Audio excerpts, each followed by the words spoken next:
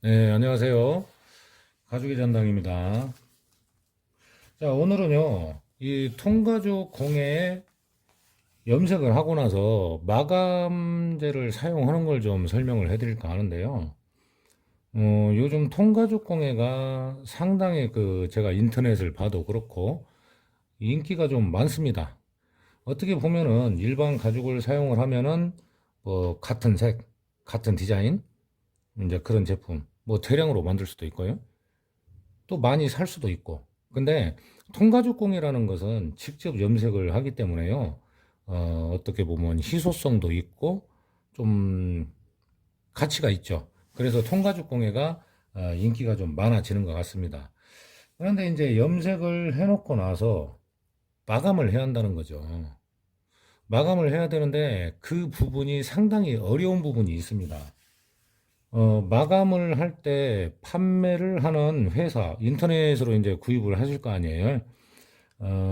근데 구입처마다 설명이 조금씩 다르다는 거죠. 뭐 어떤 데는 장갑을 끼고 발라도 된다. 뭐 어떤 회사는, 뭐 이제 뭐 스펀지를 쓴다. 근데요, 스펀지 같은 경우에는 얇게 발라지기는 할 수가 있지만 장단점이 있어요. 스펀지 같은 경우에는 염색을 오히려 깎아 먹을 수가 있고 가장 중요한 거는 약품의 양이라는 거죠, 양. 장갑을 끼고 하는데 예를 들어서 뭐 목장갑 같은 경우에는 마감제가 약간 그 끈적임이 있거든요, 처음에는. 근데 이제 그걸 가지고 목장갑을 가지고 바르게 되면 장갑을 끼고 바르게 되면 보풀이 묻을 수가 있어요. 보풀 안 묻게 하려고 뭐 마감제 바르는데 저 뭐야 고무장갑 끼고 오시는 분은 없잖아요. 예, 그렇기 때문에 그 장단점을 알고 나서 어떤 회사 제품을 내가 써보니까 잘 되더라. 그걸 찾아야 돼요. 이게 상당히 어려운 부분이거든요. 애매하기도 하고. 공예를 뭐 5년 이상 하신 분 같으면은 자기가 쓰는 약품이 있습니다. 거의가 다. 그래가지고 그 약품을 잘 사용을 하는데 공예를, 통가죽 공예를 배우신 지가 얼마 안 되신 분 같은 경우는 마감에서 그 어려움을 겪는다는 거죠.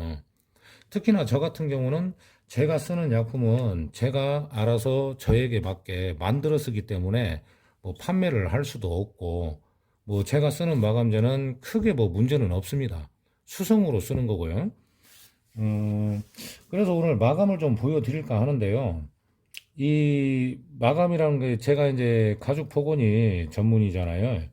그게 본업인데 복원 같은 경우는 마감이 더 어려워요. 가죽이 예를 들어서 자켓이면 똑같은 양가죽이라고 해도 그 가공법이 다르잖아요. 그렇기 때문에 어려운 부분이 있습니다. 그래서 오늘은 마감을 할 때 약품을 사용하는 요령. 제가 이 붓을 왜 보여드리냐면은 스펀지, 장갑, 뭐 저도 뭐 수없이 연습을 하고 테스트를 하고 했겠죠.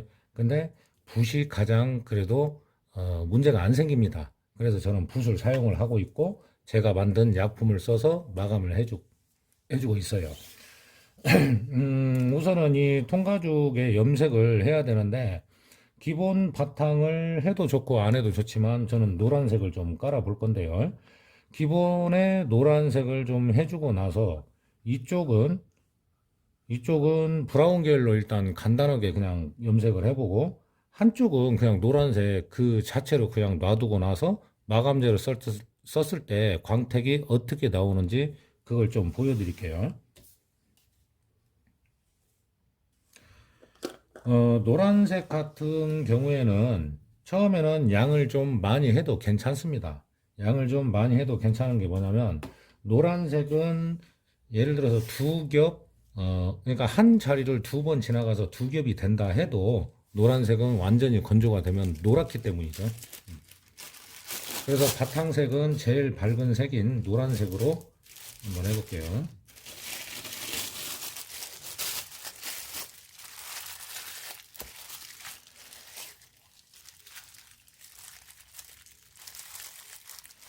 염료가 아무리 물처럼 묵다고 해도 염색을 할 때는 건조가 좀 중요합니다. 건조를 한 가지 색을 하더라도 하고 해주는 게 좋아요. 근데 오늘은 조금 시간 관계상 빨리 좀 진행을 해볼게요. 자, 노란색을 처음에 통가죽 공예를 할 때 노란 바탕을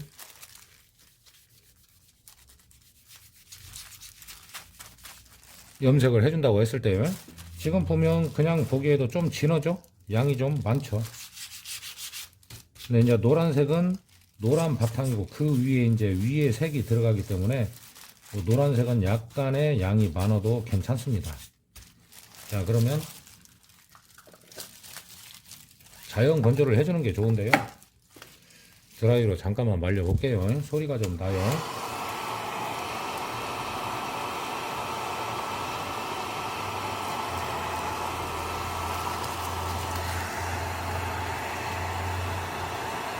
노란색이 이제 완전히 마르게 되면은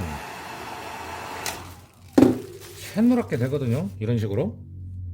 근데 노란 바탕을 깔아주는 이유는 뭐냐면 이 염료가 아무리 침투성이고 그래도요, 그 위에 덧칠하는 색이 미세하게 혼합이 되는 색이 나옵니다. 그래서 노란색을 바탕에 해주면은 조금 더 이쁘게 나오죠. 자, 그 다음에 이쪽 반절 정도는 그 위에 연밤색으로 살짝만 해볼게요. 뭐 염색할 때 이전에도 설명을 드렸지만 이런 헝겊, 못 쓰는 헝겊 아니면 못 쓰는 수건이 있으면 좋다고 했잖아요. 약품의 양을 조절하기 위해서 하는 겁니다. 빼주기 위해서. 약품이 막 처음에 물처럼 너무 많아버리면은 뭐 단색 나오죠. 한 반절 정도만 연밤색을 살짝만 올려볼게요. 이것도 양이 많습니다.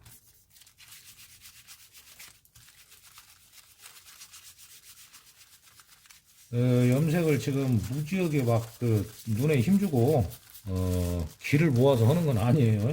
마감재를 보여드리려고 하는 거기 때문에 약간 좀 대략적으로 해보겠습니다.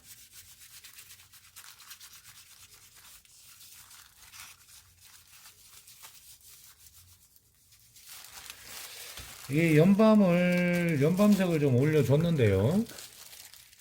일단은 뭐 노란 바탕보다는 색감 차이가 있죠. 잠깐만 좀 건조를 해보고요.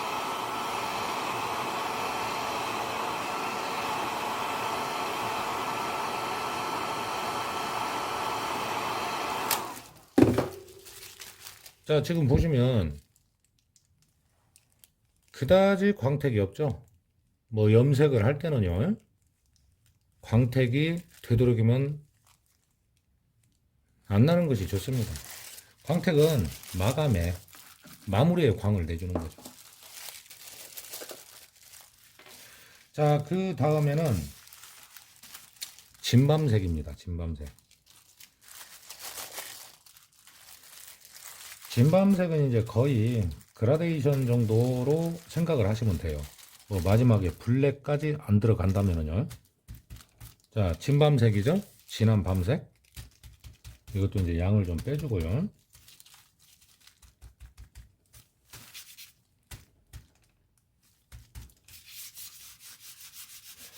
진밤색 같은 경우에는 이제 그 테두리 쪽 그라데이션을 넣어준다는 느낌으로 살짝만 해보겠습니다.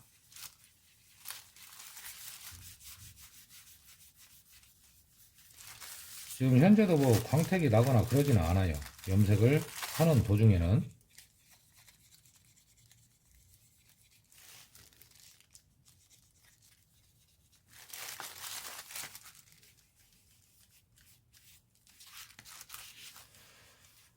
자, 이렇게 어느 정도 진 밤색을 올려줬습니다. 이제 색감의 차이는 있죠. 자, 지금도 역시 탁하게 보이죠? 광이 안 났어요. 그러면 그냥 끝에 쪽만 살짝 좀 이 마감재를 썼을 때 어떻게 보여지는지 그걸 좀 보여드리기 위해서 이 끝에만 살짝만 진하게 블랙을 넣어볼게요. 이제 블랙, 검정색.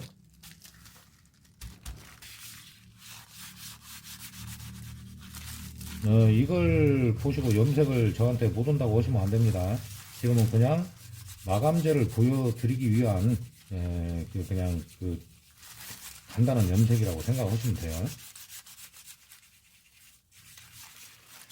그냥 그 테두리만 좀 진하게 내가 표현을 해주고 싶다 하면 이렇게 블랙까지 들어가면은, 블랙이 테두리에 들어가면 솔직히 좀 깔끔해 보여요. 뭘 만들어도. 네, 이 정도만 하죠. 이 정도만.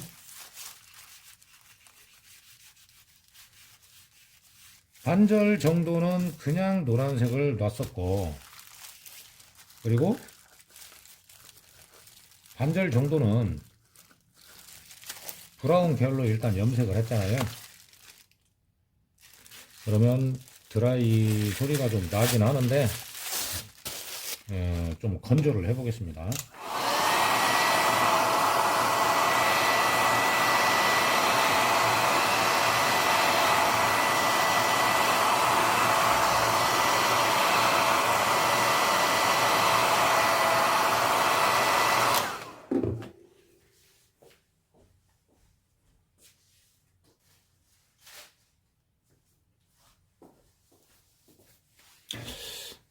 이제 마감재가 좋기는 하죠. 빠르고 편리하고 좋기는 하지만 저는 만약에 주문 제작이 들어오면은요, 지금 현재는 광이 없잖아요.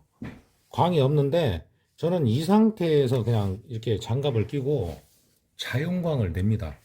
어찌 보면 그게 AS를 한다든가 그럴 때는 더 좋거든요. 그렇기 때문에 자연광을 내는데 지금 현재는 광이 없는데 그냥 광을 한번 내볼게요.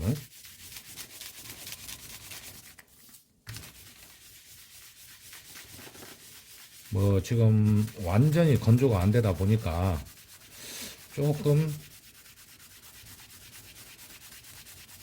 광이 덜 날 수도 있는데,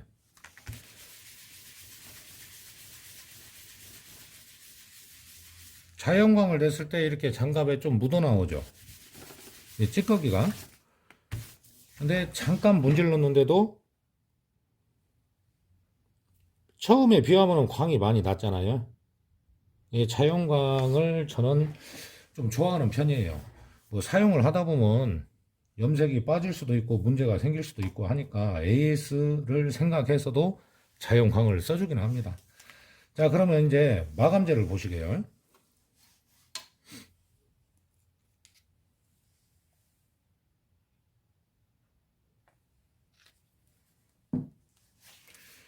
자, 이렇게 하얗게 생겼습니다. 우유처럼 생겼죠? 이거 꼭 써놔야 돼요. 우유인 줄 알고 또 드시면 큰일 나요. 마감재는 수성을 쓰는 게 좋죠.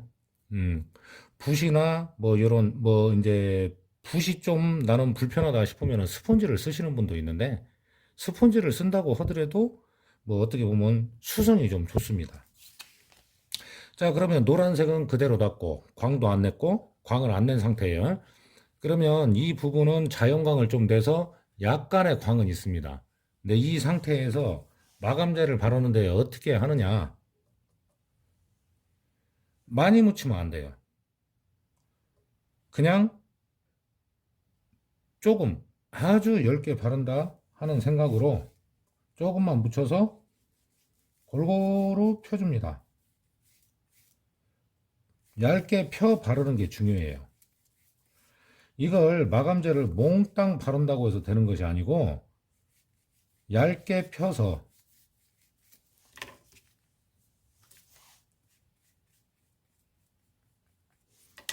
자, 그러면 이 역시도 자연광이 좋은데 살짝 말려볼게요.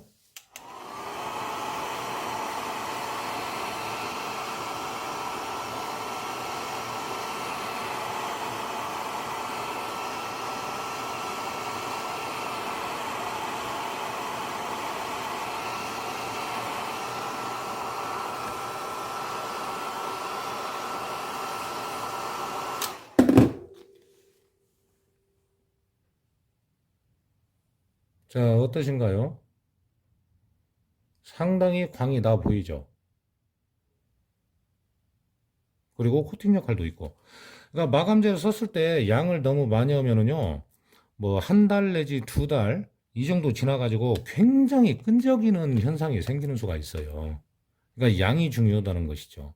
그러니까 약품이 잘못된 게 아니고 사용하는 사람이 방법이 잘못된 거라고 봐야 맞는 거예요.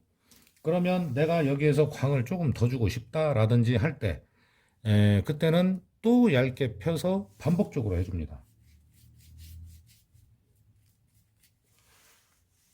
그러니까 지금은 이제 보여드리려고 하는 건데 이렇게 막 뭉뚱하게 뭉쳐 있으면 안 된다는 거예요. 생크림 같이 이거를 얇게 펴야 된다는 얘기죠.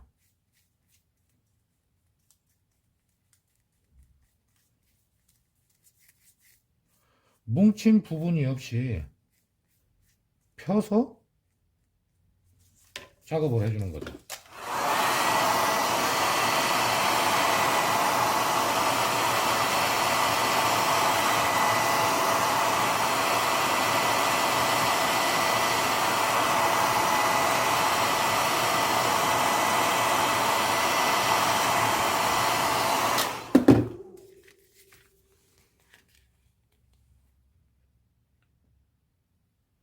자, 어디 뭉친 데가 없죠? 이렇게 해서 마감재를 사용을 하는데요. 마감재라는 것은 이제 회사별로 어떤 것은 좀 그 농도가 진한 것도 있고 하는데요. 설명이 나와 있어도 이렇게도 해보고 저렇게도 해보고 이제 테스트를 해야 됩니다. 그리고 마감재라는 것이 이렇게 가죽을 꺾었을 때 갈라지면 안 되는 거예요. 금이 가면 안 돼요. 금이 가면. 그럼 제품 쓰겠어요? 금이 가면? 그죠? 그러니까 이제 마감재를 사용하는 방법은 뭐 이제 제품별로 다르긴 하지만 어떤 제품을 만약에 여러분들 중에 구입을 하신다 하면은 그 마감재를 꼭 테스트를 하시기를 바랍니다. 그리고 제가 지금 이렇게 바르는 식으로 아주 얇게 해서 반복적으로 발랐는데 이렇게 하면 이대로 놓고 완전히 식으면은 아무 끈적임이 없어요. 아무 끈적임이 없고 뭐 몇 개월이 지난다고 하더라도 희끄덕에 금이 가거나 그러지를 않습니다. 마감재는 마감이라는 것 자체가 공예든 복원이든 굉장히 어려운 부분이 있지만 약품을 내가 어떤 것을 구입을 해서 쓰게 되시면은요 반드시 테스트를 하시는 게 좋아요. 요령은 가죽의 두께별로 염색을 해서 테스트를 해보고 이제 색감별로 해봐야 돼요. 그래서 어떤 색감 같은 경우에는 그냥 얇게 한 번만 해도 잘 되는 마감 처리가 잘 되는 그런 가죽도 있고 색깔도 있습니다. 공예는 어떻게 보면 알면 알수록 어려운데 일단 이러한 약품들을 알게 되면은요 상당히 큰 도움이 돼요. 고수가 된 기분이고요. 이게 6개월, 1년 지나도 아무 문제가 없어야 돼요. 마감을 했을 때. 자, 이제 제가 쓰는 거지만 수성 마감재 사용법에 대해서 오늘은 좀 설명을 해드렸습니다.